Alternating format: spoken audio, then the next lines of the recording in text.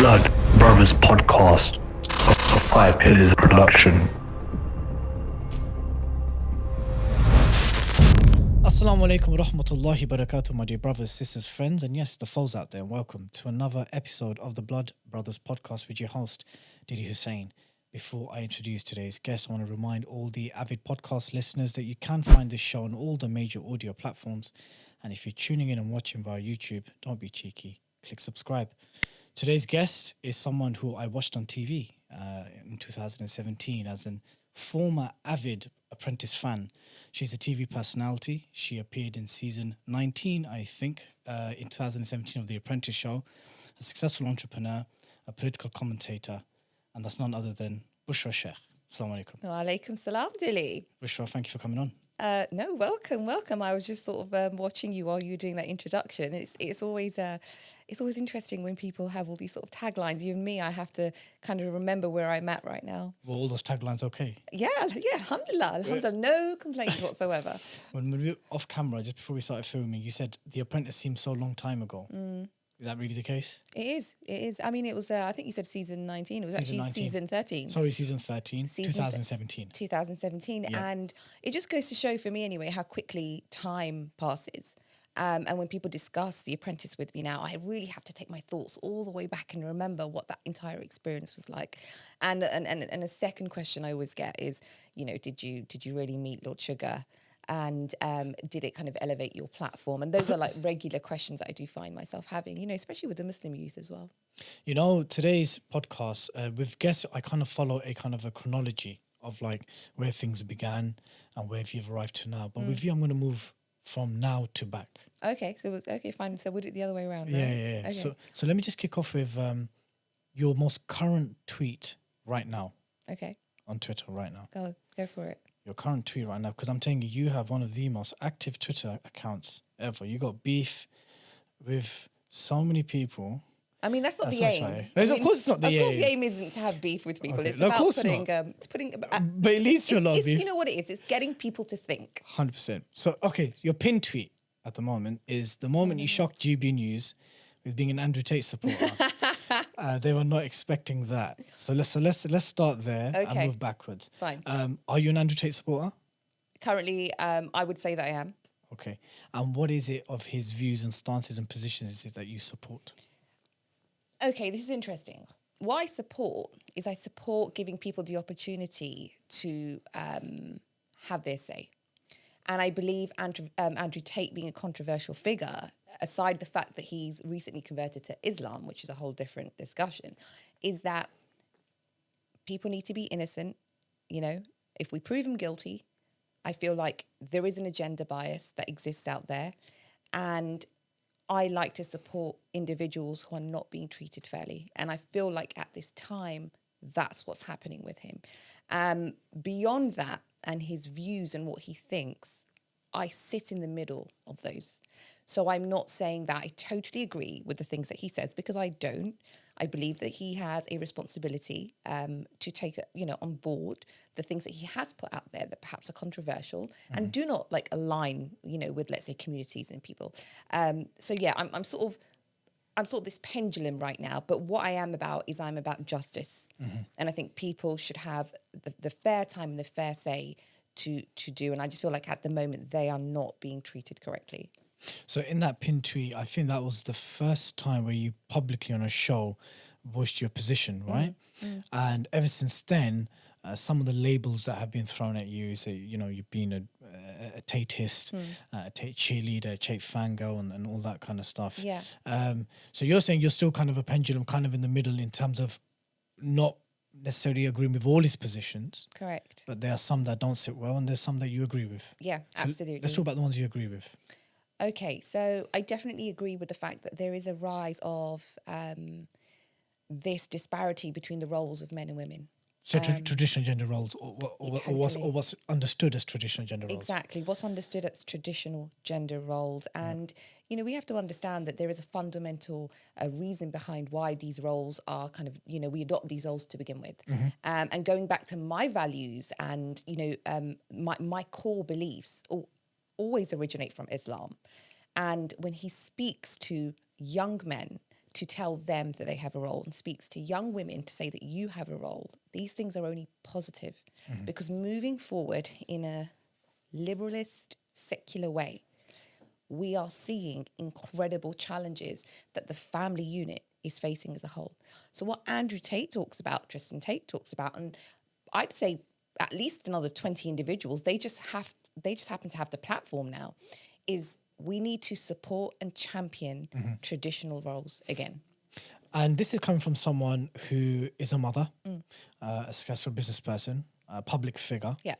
What would your response be to some of the trolls? And you have so many, by the way. You have like you have like a troll army, and they're like Hindutva trolls, Islamophobe trolls, far right trolls, Zionist trolls, Tilly, and anti-Tate trolls. I cannot tell you the amount of hate, let's say that I receive from all these different angles. People say to me, Bushra, how do you put up with it? And I go, I've just grown thick skin. Okay. Honestly, for me, it's just about trying to put the truth out there, that's it. And then I just don't think about that side. So one of the critiques against yourself, if it was worded, articulated in a respectful way, could be, well, hold on, Bushra, fine, you champion traditional gender roles. Traditional gender roles kind of necessitates that the woman's primarily or primary area of attention and focus and dedication and commitment be the home. Absolutely. The family. Yes. Being a mother. Nurturing a husband if he's there to support him in those fields so he excels and so forth. Would you say you are a good advocate of that? Absolutely. I think cultivation in any form is something that we need to champion all of the time. I believe when we talk about women, women have, let's just say, a spectrum of time within our life. If we look at being mothers and having children, there is no person on this planet better than a mother to raise her kids. So, you unfortunately, we are going to contend with the argument to say, well, men don't have to put their careers on hold. Okay. Men also don't have the same relationship with their children that women get to have, and those are like biological dispositions. So for me, I do not tell women, in absolute terms that they shouldn't pursue a career. I believe you need to understand that there are priorities within your age range and your timeline of your life to put the things that are the most important ahead of yourself. Do you think there's anything fundamentally wrong? I'm talking the Muslim context here. But I guess it transpires to other communities. I'm very sure it does. Is there anything wrong with a Muslim woman, a Muslim sister, seeking a spouse, seeking a brother for marriage? And I know you said there's nothing wrong with being a gold digger. Yeah, right? I did say that. Yeah, but is there anything inherently wrong with her wanting someone who is financially secure, along with the fact that he's physically attractive to her, comes from a good family, good lineage, yada, yada, yada, but financially secure? Yeah. Is that something that you encourage, is allowed and should be encouraged? Yeah, absolutely. And I'm going to agree. Look, we use terms like gold digger because the idea of the kind of gold digger was to say that women only go for men that have money. But going for a man who is secure and stable and has a regular job and a regular income, you could deem that gold digging? I don't know. It's about stability. Ultimately, if women want to be looked after, they want to make sure that the men that they're looking for are stable. And what stability shows is a man that is consistent, is devoted, and he knows what his role is in that home. So these it's easy to have these conversations in like a very isolated way. But the idea of a gold digger, if a woman is looking for a man who has money, it's not about he needs to have a lot of money. He needs to show that he's consistent and he knows how to look after her. At the same time, she should have a little side hustle of her own. Of course she can. Why not? You know what? We live in a time where we have so many opportunities. Like my grandmother, right? My grandmother supported my grandfather, Allah Jalla Naseeb Kare, right? Because they're not here with us. And she was an incredible woman. To support my grandfather, she used to sew. She had a machine at home and she used to sew, the high-vis visors. Yes. She used to sit there and do hundreds of them. And you could say that was her side hustle. That's what she did. But that was in her home. It was an opportunity. But now for us, like women like me, we have so many things that we can do at the same time as making sure that our children are within our eyesight. We've got full control over them. So it's not to say that women are not. We are capable of so much. Do you think there's any sharam or shame in a woman actively wanting to be entirely reliant on her husband? No. So she can just focus on the home, gets looked after, whether it's in the form of allowance or all her provisions more than adequately met, inshallah, consistently. Yeah. Is there any shame in that? Because it appears to be in this modern day and age. There shouldn't be any shame in that, because she is allowed to choose and want and have the life that she wants. And if that's what makes her happy and that is conducive to their home and the cultivation and it works, they're not harming anybody, why should we judge that idea? Look, at the end of the day, think about the number of people that exist on this planet, or the number of women. There are billions of women. Some are old, younger, all age ranges. And we all have a limit in what we can personally achieve. So if you look at individuals on a spectrum again, many, many women are very happy and comfortable in their homes, and that's where they excel. And they don't want anything after that. Why should we force them to want more for themselves? Would you say that's something innate within the way Allah has created us? Definitely. Again, it's a biological disposition. We are the caregivers. We give love. We give peace, harmony. We build that unit. In Islam, women are the cultivators of a community. Men went out and they foraged and they came back and they bought the provisions for their family. Women were the educators. We're losing the sight of what contribution women, when we're in our own, provide to communities on a massive scale. 100%. Just touching on that, but staying on the theme of traditional gender roles, how much of a problem is the issue of salaries and careers between modern Muslim Western couples? Yeah. Right.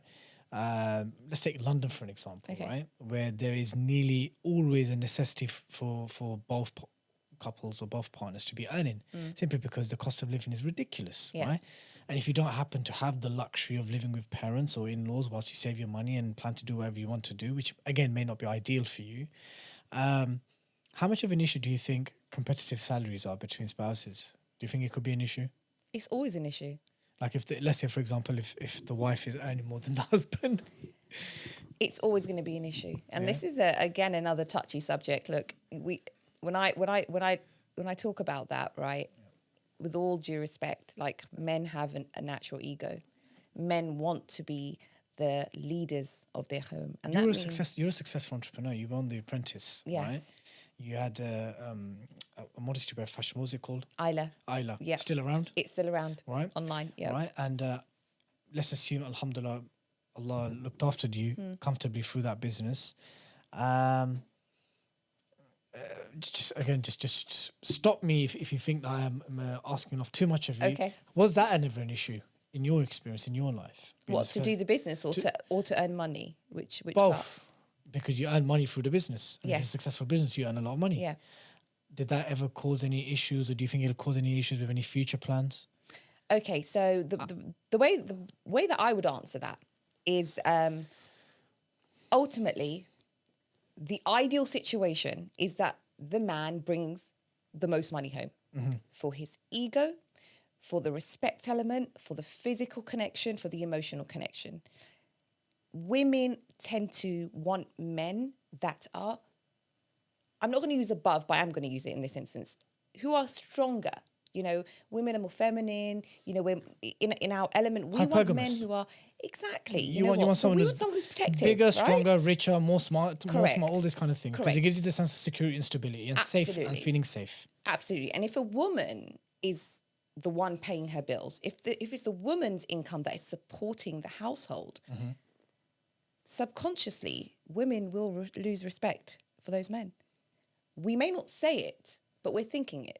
Because what we're thinking is, if I can do this, why isn't he doing this? So then my response to that would be, if you happen to be one of the women who earns more than her spouse to begin with, then use your money to help him grow. That's the way around that. Because obviously in the ideal world, we want the man to be earning more. But if you happen to have the income and he has less than you, in order for you to go into the right direction, you need to help him kind of even out the par to make sure that your wealth is helping him grow. Why do you think there is, or there has been for the last 20 years, I'd say, but definitely the last 5 to 8 years, Yeah. a very aggressive push for the normalization of LGBTQ lifestyles, but also men.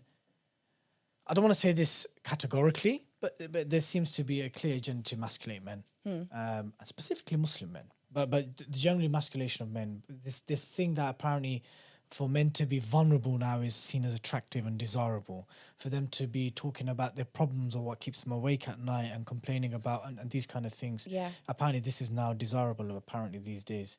What are your thoughts on that? Do you observe the same, or have I misobserved something? Okay, so you're right. Look, we've got there's two separate things happening. So let's talk about the emasculation, then we get Yes. to LGBT. Yes. Let's So touch we've the got one emasculation. side, which is the demasculation or emasculation of men that's happening, right? And that has begun because women were complaining about men not being emotionally intelligent. Okay. Now, my position on that is there is a level of emotional intelligence that men should possess, but women don't need men for that kind of emotional stability. We have our girls. If you want that type of emotion, just go to your girls. That's where the community was built. We need to leave men to do the masculine jobs. Yes, alhamdulillah, it's important for men to possess different attributes because that makes him an all-rounder. Self-awareness, introspection, understanding a woman, understanding his wife, what her needs are. I get all of those. But there is this influx and this push of emotional intelligence that men need to have. And what that's doing is that's making men be unnatural, not be within themselves, which is, I don't need to have this emotion. Women have emotion because we need it to be mothers. And an example I'm going to give you is if you have a mum and a dad who are sleeping at night with a newborn baby, right? Men will sleep through that. Women don't. Because our emotional intuition that is connected to our newborn, the minute we hear a tiny little coo, we are up, we know it's time to feed.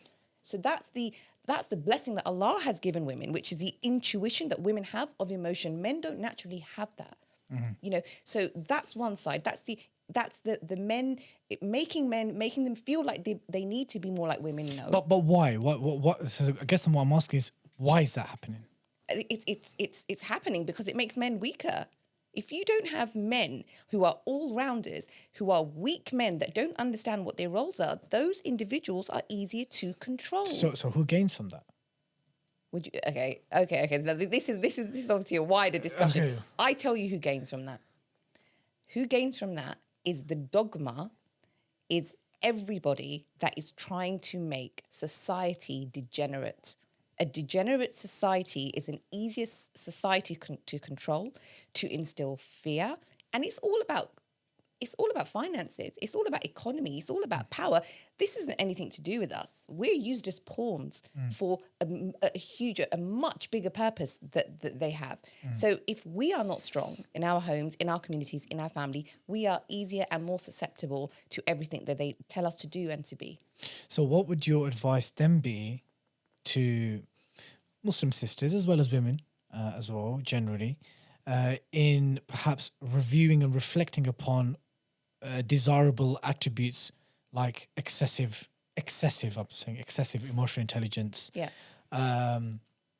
excessive outward shows of vulnerability and stuff like this? Is this something that they should reflect and perhaps review in terms of how much that should be a desirable thing as opposed to more traditional desirable attributes, which is he has a stable job?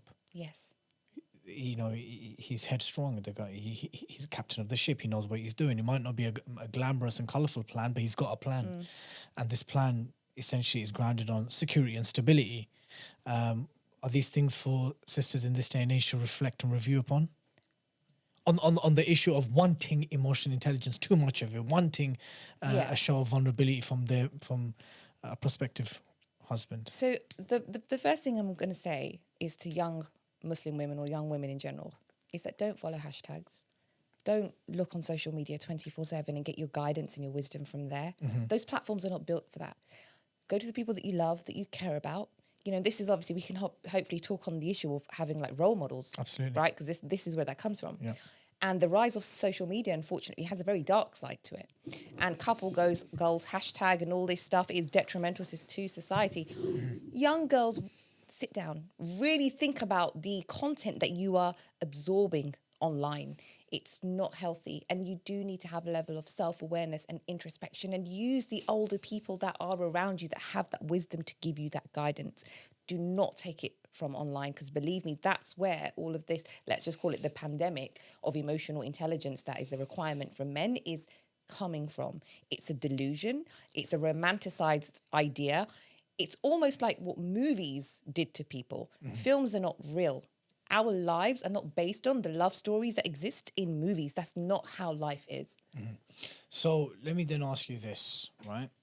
If it's a case that there does seem to be a systematic push or an agenda or a plan to emasculate men, so other powerful entities can benefit from it politically or financially or otherwise, why is it then that the resistance and the pushback against those who do advocate for more traditional gender roles has been quite, it's been very, very poisonous, actually. Yeah, in terms of the censorship attempts. It's poisonous because that's the answer. That's the truth. It's poisonous, and we're getting this pushback because ultimately the traditional values that we are trying to uphold are the values that actually build the right types of community. That's why we're going to get pushback. We have to understand the majority of people do not want you to be successful. They don't want you to achieve. They don't want you to burst out of these bubbles and these tunnel visions of, let's just say the system that they have built for us. They don't want us to be successful in that way. That's why you're going to get that. And that's why the traditional values have always worked. Why are we all of a sudden going to try and fix something that isn't broken? This is what they are trying to do. Honestly, it breaks my heart when I know the number of like amazing young men there are and amazing young women. And there is a huge disparity in the discussions and the conversations that they're having. Because look, on one hand, if men are constantly being told that they're not feminine enough, that you don't have this emotional intelligence, the way that you are built is not right, what's going to happen? All of a sudden, we're going to get two extremes. And that's what we're facing. We're facing the extreme of men rising up and saying, I am going to be this alpha masculine man. But the Prophet Muhammad ﷺ taught us about balance. He taught us about the ground in the middle. And that also applies to human beings. He still is the perfect example for us, right? And Islam generally is known as Ummatul Wasat. It is the middle path. The middle path. There you go. It's not of extremes. It's neither left nor right. It's left nor right. It's central. It's center. And that's why we always have to go back to our center all of the time and what that value is. And this is what we're going to find. The minute that you get a level of extremity from one side, you are going to get the uprising from the other. And then that middle ground is the tricky ground. And that's the ground that we are obviously discussing now. How much has your own personal views developed over the years? Yeah. Tell us a bit about when you started punditry on TV. When was that? So I started doing commentary gigs and stuff like that maybe a few years ago before COVID. Before COVID. So what was that, like 2019, 2018? And it was, I think one of the most viral ones was about the school application. Remember that one? It was. Yeah. I was not... Listen, what you're going to get with me is full throttle honesty. I am not frightened of being cancelled. Yeah. I am not frightened of being challenged. For me, it's all about my values. If something goes against my values, I will not do that thing. And if that means that I don't succeed, then so be it, because I know that Allah has better plans for us. So for me, I'm always trying to champion and say to individuals, never go against your values. You need to be true to yourself, right? So tell me about the punditry. How did that gig come about?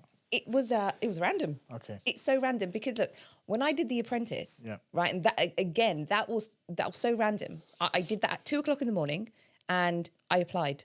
I've watched the show for years and never ever anticipated that I would have apply and do that show. So, subhanallah, things happen. You don't even know that they are going to happen.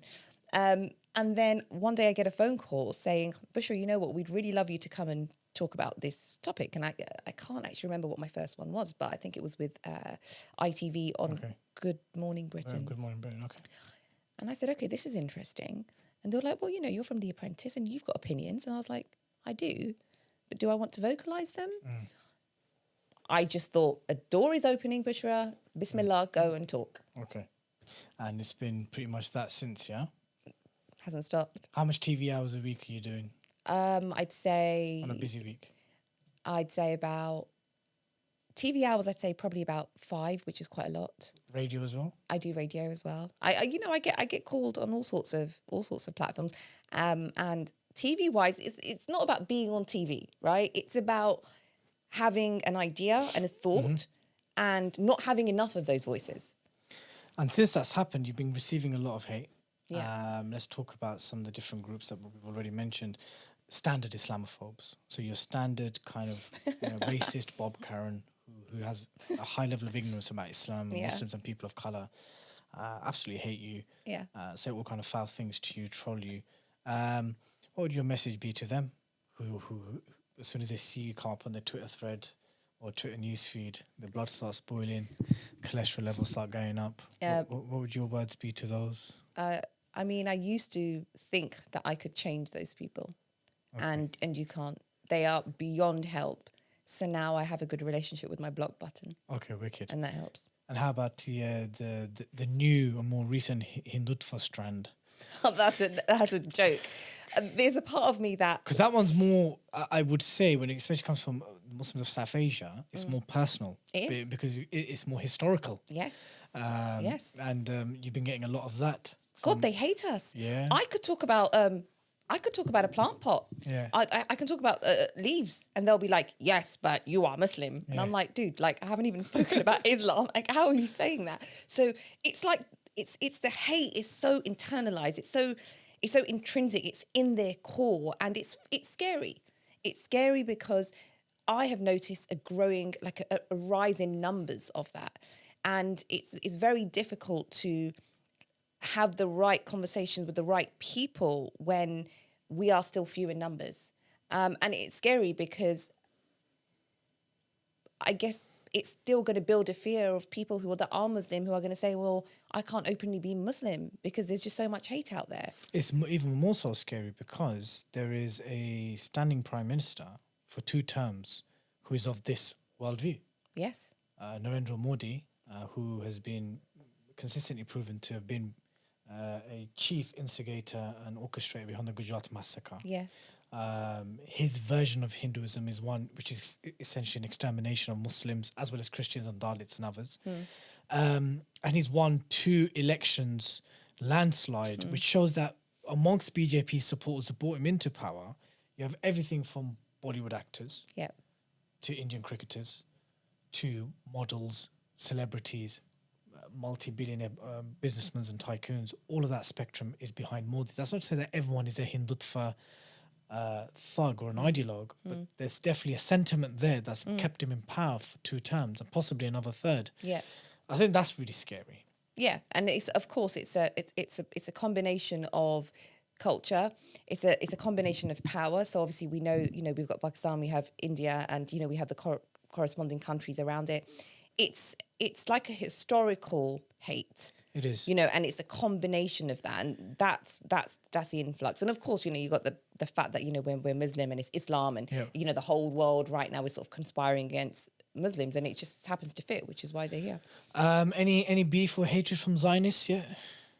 None that I can see. Yeah. I mean, none. I mean, of course, I'm not gonna. Have you not shook the thrones and the feathers of the Zionists yet? Or is that next on the list? Have you not said anything yet? Actually, no, I have on my Twitter. I kind of ruffled some feathers when I spoke about the fact that if you having the term anti-Semitic, technically Semitic people, Arabs, people, so they kind of existed. They're So Semitic language, they've obviously coined that term for themselves, and that's what it is. But if you really want to break it down and you want to look at the history of a word like that, I mentioned something like that on my Twitter just as a thought, and then that brought up a lot of hate, and then it's like we're not allowed to have Islamophobia. We're not allowed to call somebody an Islamophobe, and if we do that, it means people can't disagree with Islam, right? Somebody that disagrees with Islam, it's not the same as an Islamophobe. They're very different. Very different. So you've got anti-Semitic, which exists, and they are allowed to have that, and there are repercussions and consequences if you fall under that category. So if you advocate for something like that, but for us, totally different.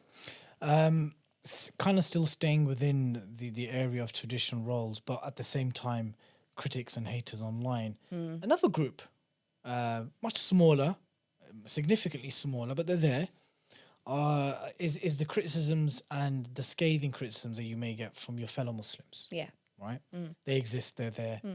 I know there's a few times you've tweeted saying that, look, I'm open to advice, but, don't judge me. I've experienced things in my own life. I'm paraphrasing here, not verbatim, because there's been quite a few tweets. Yeah. And there's been other times where you've acknowledged criticisms and all the things that people have said. And there's been other times where you've told them to go do one. Yes. Right. How does that make you feel? Criticisms from Muslims. Primarily, the main criticism is you don't outwardly look like an advocate for Islam. Yeah. So why are you talking about Islam? Yes. Would you agree that's one of the main criticisms of you from Muslims? What I do find is I find it really sad. I find it upsetting and I find it sad. And if I speak to you on a level, I understand that it is a responsibility for a Muslim person to guide or help another Muslim person. We have to understand that social media is a public platform. You can direct message if you want. You don't have to go and comment where other people can see what you're saying. I believe that a lot of our community has lost the etiquette of dialogue, the way that we engage and we speak to each other. And it's... Are you talking about intra-Muslim dialogue here? Absolutely. Okay. Because look, we cannot push the right conversations and the subjects out there where if within our own community we are fractured to this point. I've had comments like, yeah, but you cannot be an advocate of Islam because you no longer wear the hijab. Okay. So, and I don't really want to talk much about, hijab, if that's all right, because again, it's a wide discussion. But the point is that why are we nitpicking amongst ourselves and we are giving other groups ammunitions to use the very same things that we're attacking each other with for them to attack us? We have to be unified. We can have these discussions. They are private discussions. Don't do it on a public platform. For example, I would never go on a mainstream media platform and put my community down. That's what they want from me. I know that our community has challenges. We've got so many challenges, but I would never go on a mainstream platform and put us down because this is a private matter for our community. So I find it really sad when I get pushback from my own, whether it's young Muslim women or, women or men. And I'm just like, this is unnecessary. Well, just to play kind of devil's advocate here, if I were to say to you, that, look, they would say, but you're on a public platform and you could be saying things, doing things, showing things which aren't Islamic. But then on the same breath, you're literally talking about, like Bushra's not even talking about social issues pertaining to the community. She's literally talking about fiqh. Sometimes she's talking about Islamic rulings and laws, which you do sometimes. Yeah, I do. Yeah? Because you're doing these things publicly, we're going to criticize you publicly. Yeah. Or because you're advocating, or because you're, according to those critics, because you're misrepresenting what a practicing Muslim should look like when commenting on these issues. Because you don't fit that and you're doing it publicly, we're going to criticize you publicly. Yeah.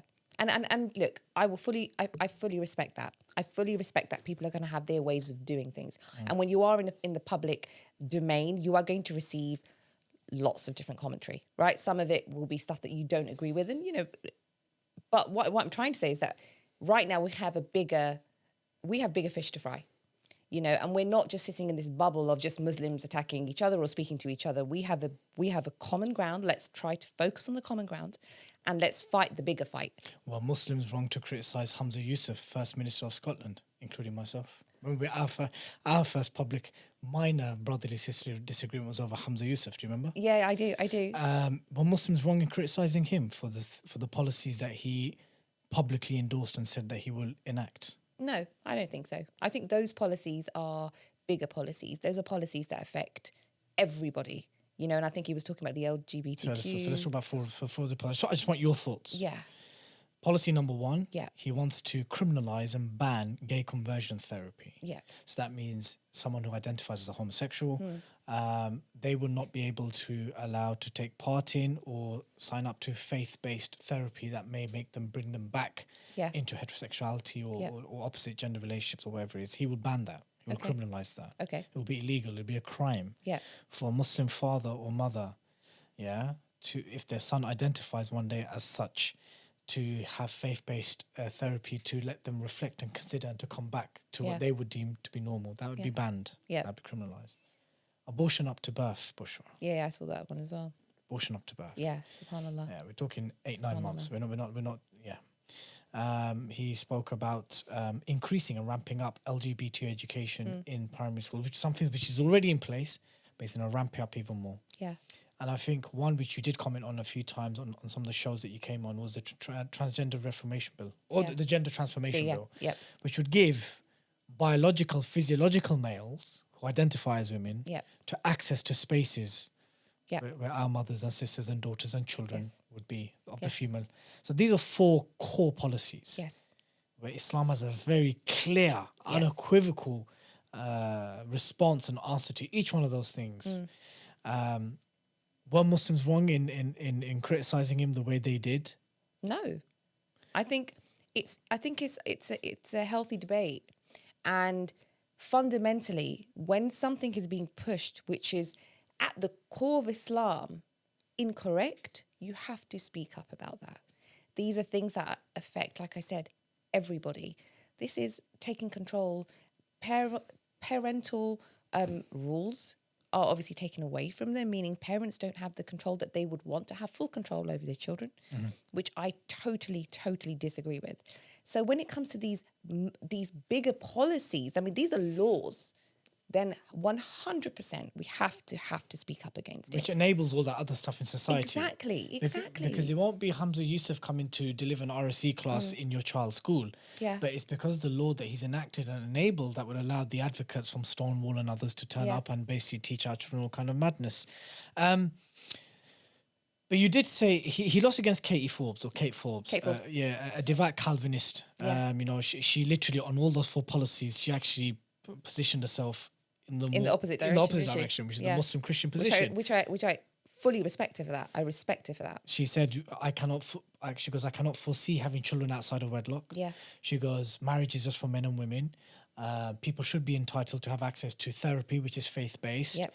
And she didn't say anything about the LGBT education. But those are practically like orthodox Muslim positions, right? But she lost. Yeah, she did. Do you think he did what he had to do to win? Of course he did. Really, though? Yes, I do. But doesn't that now fulfill the Islamophobic conspiracy that we do taqiyya to get power? Because that's one of the things they say, right? Yes. Islamophobes say Muslims lie to get the position of power and authority, and then they show their true colours. And if you say he did what he had to do... Listen, we all have to do what we have to do sometimes. I do not support that. I don't support that.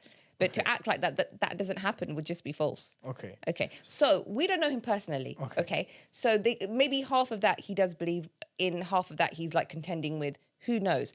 We don't even know what the outcome of his position as first minister is going to be, because obviously we cannot judge people's intentions. Yeah, of course. But what I do know is, like I said before, it's very difficult to be in positions of power, especially in a political sphere, and still be true to your values. It's very, very hard. And that's why it's difficult for lots of Muslim individuals to even consider going into those positions. Have you ever considered politics? It's funny, actually, because I was talking to somebody last week and they were like, Bushra, have you ever thought about getting into politics? Don't do it, Bushra. And you'll change. You think so? Yeah, 100% you'll change. Because if you join any of the 2 mainstream parties, Tories or Labour, or even Lib Dems actually, and you espouse the views that you're currently espousing right now, you're not getting nowhere. I'm not getting far, am I? You're not getting far. I'm going to have to start making all these U-turns and adjustments, which I'm not prepared to do. Yeah. Somebody was like, oh, Bushra, what would you... They sort of mentioned a constituency, and they were a person that used to be a former MP. So they were like, I can mentor you and I can coach you and guide you. And it was interesting. But, the conversations happened. I doubt if that's my calling, to be honest, but it's interesting. How has the dynamics changed off camera in the studios as you're getting ready for a show since your vocal support, or at least vocal benefit of doubt for the Tate brothers? Has things changed? Has dynamics changed with how some of your peers are now engaging with you on TV shows? Not yet. And I put it down to like maybe 2 or 3 things. The people that I work with, they actually know me very well. And some of the terminology they use is they say you're unpredictable. They say that you're infectious. They say you're contagious. And it's because genuinely, like, I'll say this from my heart, is I try to just stick to my truth. And when I speak about the things that I speak, I'm very convicted. And they do have a level of respect. One thing I would like to say is I get a lot of pushback from people saying to me, why do I work with GB News? Because they're a very right-wing. Yeah, because GB News is kind of seen like, UKIP light, right? Yeah. It's seen like the right wing, the kind of nut job right-wing element of the media spectrum. And their kind of demographic constituency is your kind of Sun, Daily Mail, white van man reader, also of the kind of more Tory class as well. But it's that. Yeah. Is it that? Pretty much. Okay. It is that. But they also get bored of hearing the same things too, okay? And what I like about GB News is they are open to having the kind of better discussions. Okay. Whereas other channels are still, although let's just say they're bound by impartiality and things like that, they are still doing the tick boxing exercises. GB News genuinely want to have more voices on there. And I like them because they allow me to say the things that I want to say. They are not frightened that I might say something that their audience isn't going to like. They like the fact that I challenge their main audience. Have you ever bumped into Nigel Farage there? I have, yeah. Have you conversed? All of them. You conversed with him? Yeah, vaguely, yeah. How was he respectful to you? All of them are. Okay. All of them are. I've not been mistreated. They're very respectful. These are also incredibly intelligent people. They're incredibly intelligent. And that's something that I can definitely look up to. Like, I have full respect for people who have gone through life learning about things. And believe me, I've had conversations with people that I had a totally different viewpoint about. And I've had a 5-minute discussion. I'm like, hold on a second, Bushra, why did you think like that? So sometimes the way that things are projected on the TV, which you would know, is not always the same. No, it's not. Sort of inside, but yeah. Bring the podcast to a close. Being a Muslim woman and then commenting on public platforms about Muslim issues comes with its own challenges, right? Obviously trolling, attacks and all these kind of stuff, right? But let's talk about an interesting post that you tweeted a little while back, and it was to do with women or sisters, just as you're exciting and getting ready for marriage, get ready for divorce. Yeah. Right? Do you know which thread I'm talking about? Of course. Yeah. Yeah. And that went viral. Yeah. And there was lots of interesting conversations taking place within that thread.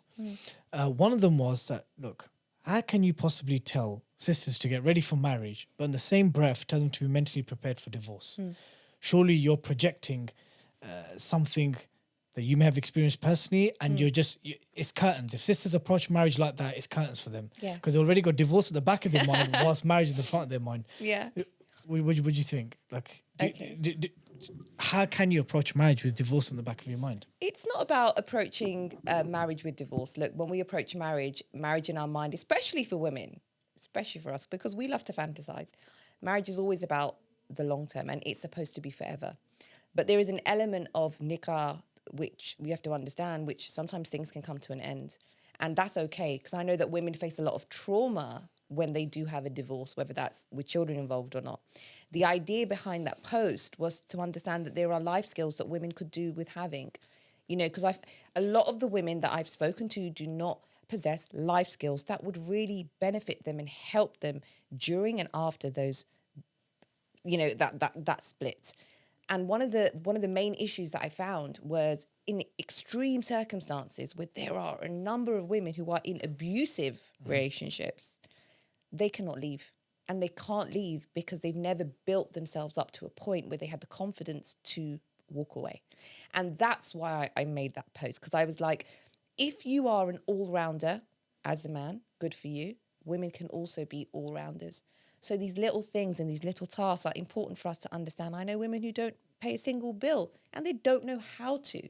So these little things it was about when you are in a marriage, sometimes things don't work out. And I want people to know that that's also okay. And it's happened. And it's happened to the best of human beings. And it happens all the time. And that's why, although it's not liked, it is still allowed.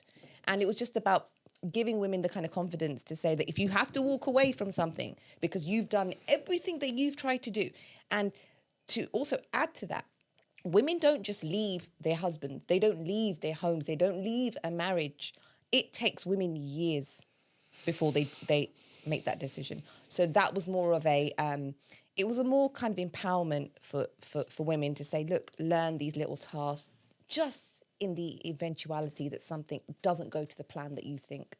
Look, we would be lying here, and anyone who denies this would be ignorant or totally not in tune with reality.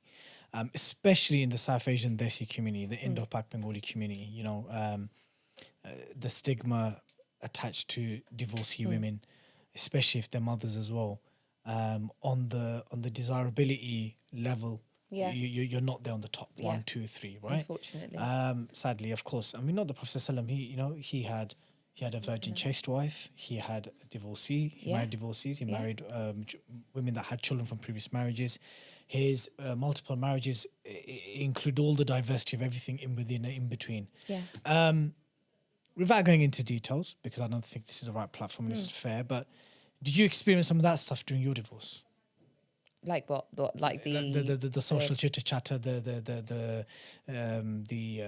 gossip, the it must have been her fault. It must, that kind of stuff, which is very common. Yeah. And how long did that last for? In all honesty, look, each situation is independent and everybody deals with things in a different way. Me personally, I didn't even tell people I was divorced. It was very hard to even utter those words. I was one of the individuals that never thought that I would be married and then I would be divorced. Like that never occurred to me. That's most people though, you know. Yeah. Most Muslims. So when it happens, subhanAllah, you know, look, we're tested in so many different ways. For me, I just understood that this was a test from Allah.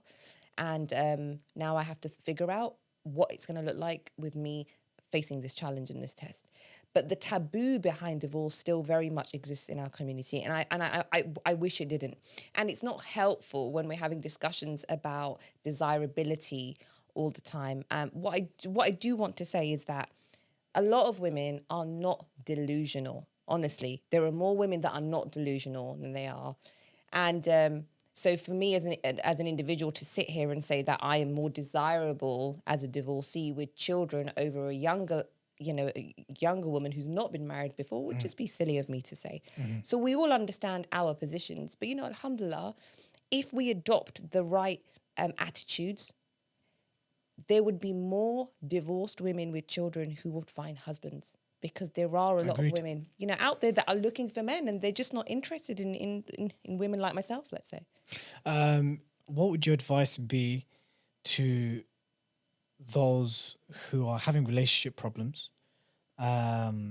Divorce or separation is something which has been discussed. It's there or thereabouts. What would your advice be to those who are struggling in Muslim marriages, in terms of trying to get the best amicable situation out of issues pertaining between man and wife? Well, the first thing I'd say is that never ever make a decision in haste. Never make a decision in absolute emotion. Sit down, think about it.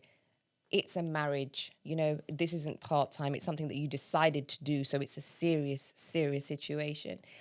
Go to the people that you love, that you respect and you care about. Let them guide you.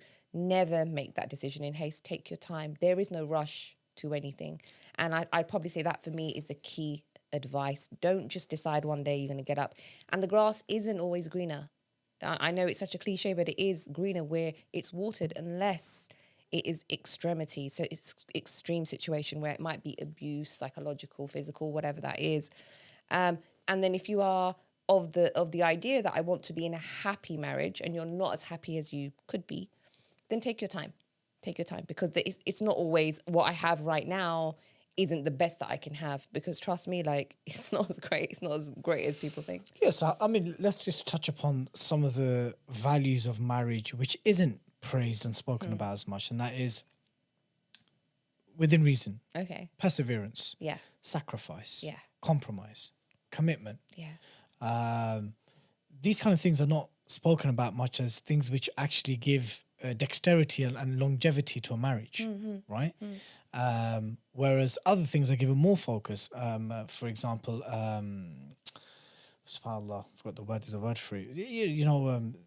the things which you may share in terms of social activities.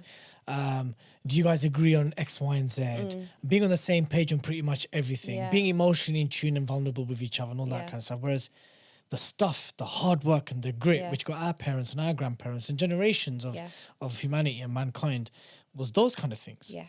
Sacrifice, Duty. commitment, duty. People talk about rights, but we don't talk about responsibilities. Yeah.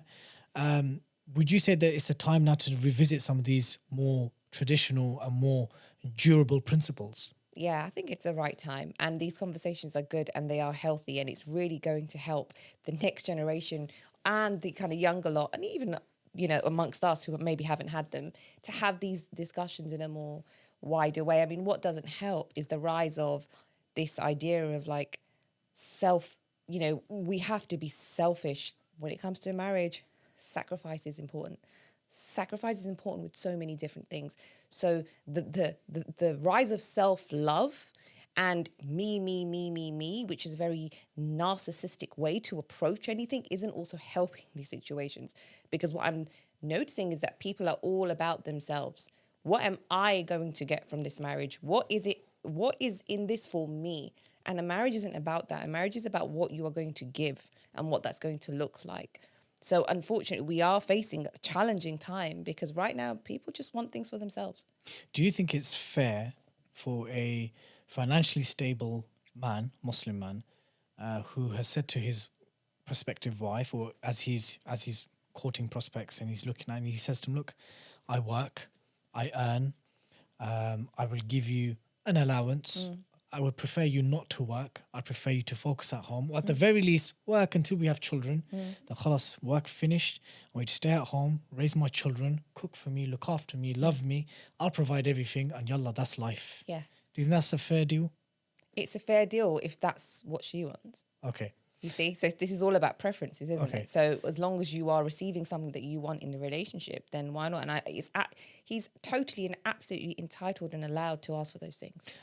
If a sister or a Muslim woman or even a woman Yeah.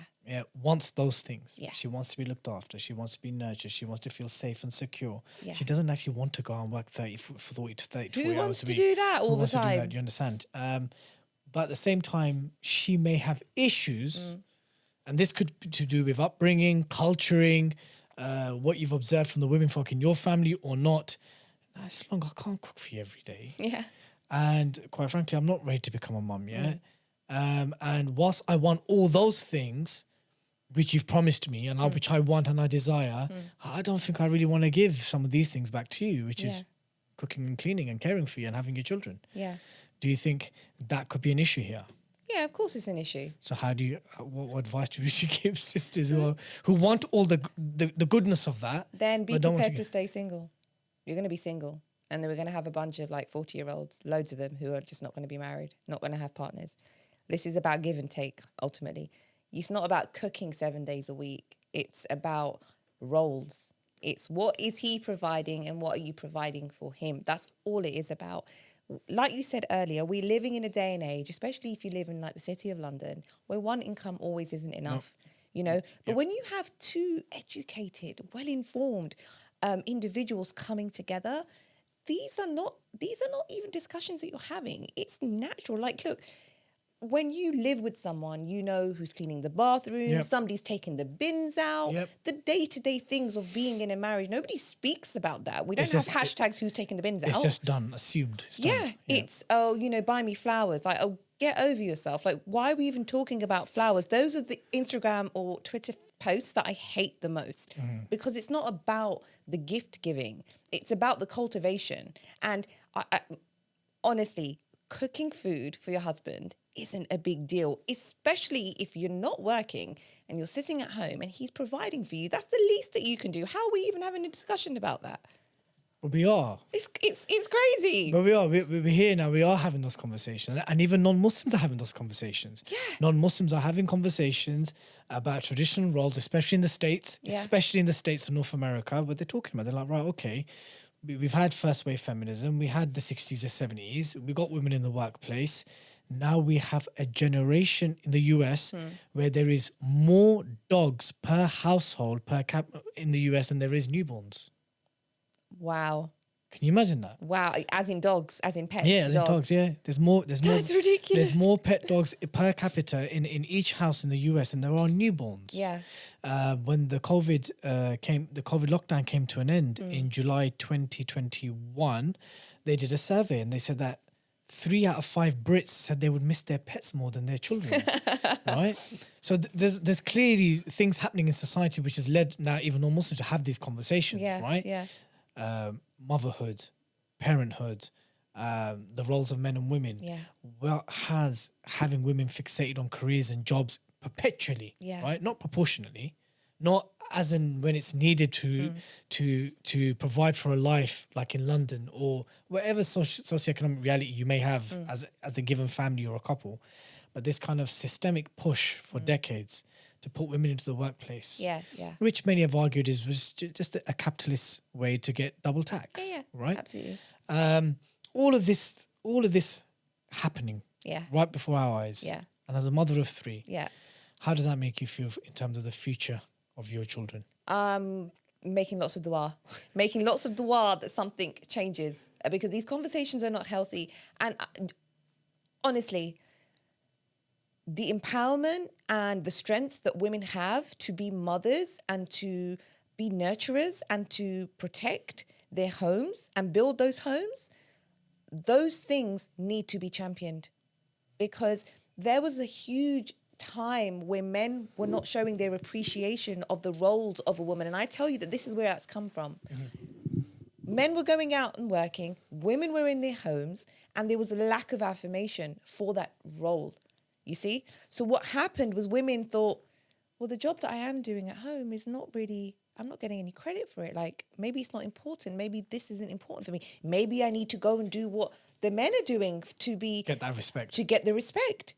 So I think if men start to respect and really give affirmation and credit to those women that are at home, we'll see a rise of women saying, actually, I don't need to always go out and work. I don't need to have a career, because my role as a mother fundamentally is worthy of every respect and every credit that's out there, because that's something that I didn't feel for a long time. So my personal experience was my role and my duty isn't good enough, or my role and my duty isn't of the same importance as a man, and that's wrong. And that happens because, again, people are not championing the right things. The maqam of a mother, the station and the status of a mother, is something that is tantamount and paramount in Islam. Yeah. I remember I was once speaking to a scholar, a prominent individual, and he said to me, look, it's very easy sometimes to understand gender roles in Islam. Everyone says it, Quran and Sunnah, brother. Quran and Sunnah, brother. Everyone follow Quran and Sunnah. He goes, but it's very simple. Because you look at the Quran and you look at, what does Allah praise the most special women in our tradition for? Maryam alayhi salam, Khadija, our mother Fatima, Asiya. These very beloved women to Allah. It's the best of women that have ever walked this earth. What is it that Allah praises them in the Quran? Mother, wife, nurturer. Yeah. Let's look at the men now. All the prophets that Allah has praised in the Quran. What does He praise them for? For dawah, for leadership roles, and a community builder, right? And He said, anything outside of those things isn't necessarily halal or haram. Yeah. But you just have to look at what Allah Himself, who created us, praises us for. Yeah. And there you will find what the gender roles are. Yeah. That doesn't mean that there'll be times and contexts where things will overlap, where you may have to share some of those burdens, wherever it could be, right? Whether you're a widow, your husband's gone off to war, wherever it may, things differ. Yeah. But generally speaking, men, leaders, supporters, providers, protectors, community builders, dawah, responsibility, women, nurturers, carers, providers, educators. Community. Yeah. And he goes, once that formula, once that synergy gets disrupted, society starts getting disrupted. Yeah, totally. And he actually said, his name is Ustad Asim Khan, he was on the podcast a couple of seasons ago. He goes, look, why are we even talking about gender roles here? He goes, it's a very strange conversation. Because you'll never find in the tradition, in the Islamic tradition, our predecessors talking about, hey, in South Asia or in Islamic Persia or in Arabia or in Ottoman Turkey, what is a man? Yeah. What is a woman? These conversations never happened. No. It was just assumed. It was synergized, and even beyond the Islamic realms, that's just the way life was, Yeah. right? But we have come to a time now. We've arrived here. I don't know how we got here. Well, we do know how we got here, but we are here where roles are all mixed up. Yeah. People they don't know whether they're coming or going. Yeah. People are identifying as all sorts. What would your concluding advice be to our viewers and listeners, Muslims and non-Muslims, about how to tackle this turbulent time, how to survive in this turbulent time? Because on your punditry and your social media output, it pertains to a lot of this stuff. Yeah. Mostly of this stuff. Can you imagine the boring podcast we initially had in mind? Don't know. It wouldn't have been boring. Yeah. No, actually, that's true. But this was more topical in terms of like... current. Yeah, it's more current. And I think it's timely because the other things was more to do with policies. Yes, Right? yes. But here we decided to speak about things which are affecting our societies. What would your concluding advice be to those who are dealing and are scared of these changing in trends in relationships and in humanity and mankind and just all this madness that's happening? I would probably say that women need to be in tune with their natural nature. Don't go against that nature. Your intuition and what that feels like is really, really important. And to understand that the traditional sense of the roles between man and woman has always been ever more present. It's ever been present. It's always worked, And I know that times are changing and things can be challenging, but believe me, the working mum or working wife, these hashtags, they're not what you think they are. And if we look at our mothers and our grandmothers and we looked at the way that they did things, yes, it wasn't 100% because they were dealing with challenges as well. But honestly, the main thing for women is that we do have a position. We are credit worthy. We have been given a miracle, and that miracle is, and I think I tweeted it, the miracle is that we give birth. Absolutely, give life. We give life. We are the individuals that make the next generation succeed. And it's important for us to understand that we have is the most beautiful thing of all. Just wanted to say it was an absolute pleasure having you on. It was an honor having you on. Thank you. I can't believe time's gone so quick. It has gone so quick, and we will definitely have you on for season 3, inshallah. Inshallah, Wicked having definitely. you on. Brothers and sisters, I hope you all thoroughly enjoyed that from Bushra as much as I did. Lots to unpick and go through and think about and reflect upon. If you like this podcast, remember to click subscribe on the 5 Pillars YouTube channel. And if you listen through any audio platforms, then you know where to find us on all the major platforms. Until then, Assalamu alaikum wa rahmatullahi wa barakatuh.